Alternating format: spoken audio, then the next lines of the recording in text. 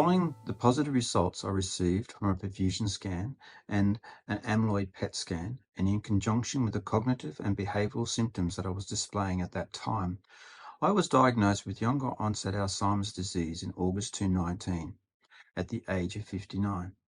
This had a devastating impact on me and my family, especially as I entered a period of darkness in my life. In the absence of any structured program on how best to manage my diagnosis, I decided to create my own comprehensive, holistic approach, which I hoped would not only help me redefine who I was, but it would also slow down the progression of this disease. It is for this reason that I refer to the four aspects of self: body, mind, heart, and soul when I design my tree of awakening your positivity. Each of the leaves of positivity in my tree reflects those actions, interventions, and strategies that I've prioritized in my life. As of the 16th of August 2023, I have been following this approach for 1,220 days, which is just over 3 years. For example, under body I have healthy diet, quality sleep, keep active.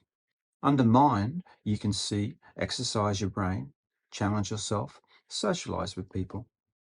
Under heart, I've listed professional healthcare team, find your passion, family. Finally, under soul, there is community service, being an advocate, enjoy nature. Where this holistic approach is working well for me, I found that when I challenged myself to step out of my comfort zone and achieve the personal goals that I'd set myself, I needed a much more detailed and coordinated approach.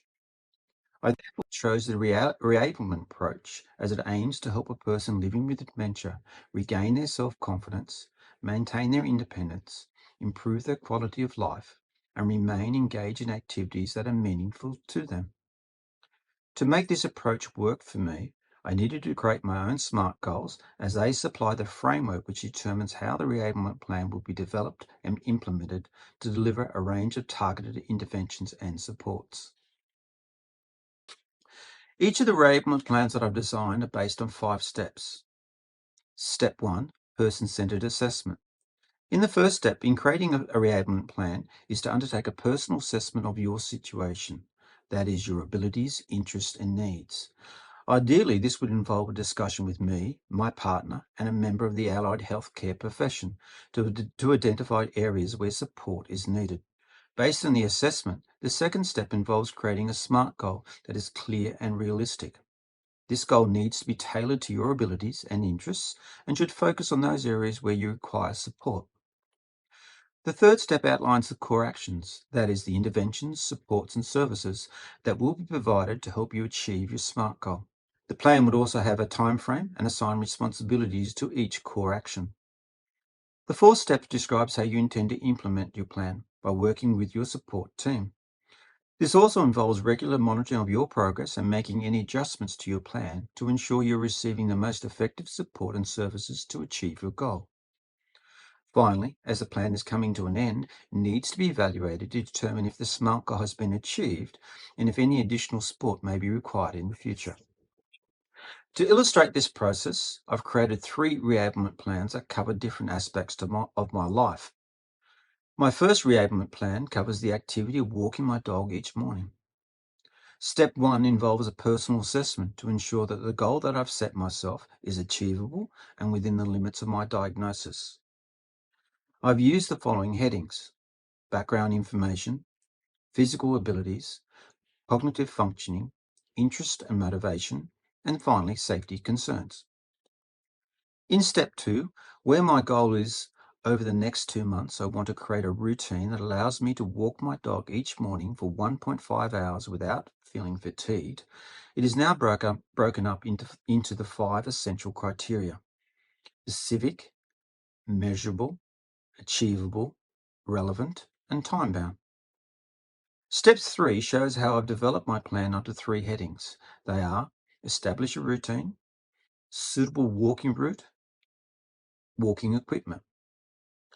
Step 4 is about implementing the plan, and this is explained under 8 headings.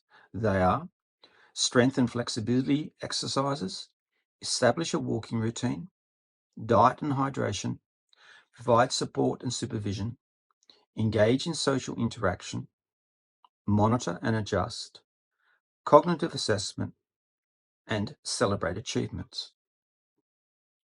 Step 5 is about determining whether I achieved my goal and if any further supports are needed. The headings I've used is monitor your progress, feedback, and adjust the plan. When I compare this reablement plan to my tree of awakening your positivity, I find that it picks up 15 of my leaves. For me, some of the main leaves are reward yourself. That is, whenever you hit a milestone, I always reward myself. Neurocognitive exercises. I've been doing these for nearly 2.5 years. In the first part, I concentrated on balance, coordination, and reflex actions. More recently, in part 2, it deals with flexibility, strength, and agility. And finally, there is enjoy nature. Breathing in fresh air, listening to the surf, listening to the sounds of birds throughout the walk. My second reablement plan is based on the activity of spending time outside gardening.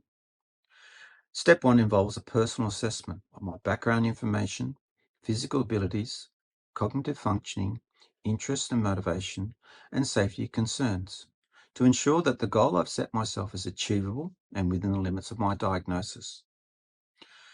My SMART goal in step 2, I want to improve the appearance of my garden by spending 2 hours every fortnight, is again broken up into 5 essential criteria: specific, measurable, achievable, relevant, and time-bound.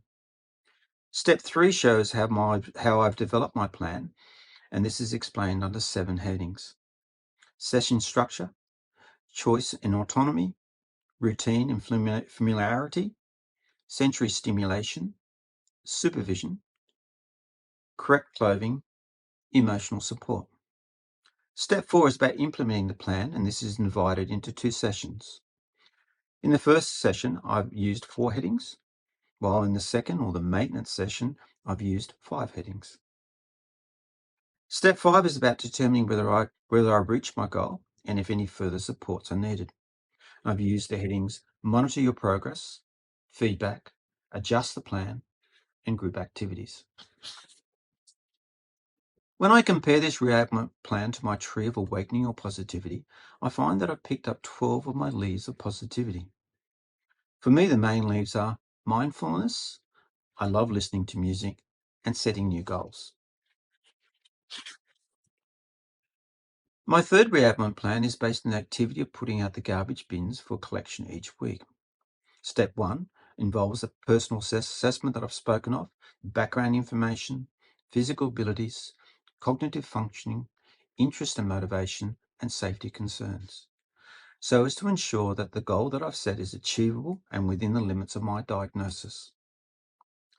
My SMART goal in step 2 is I want to take on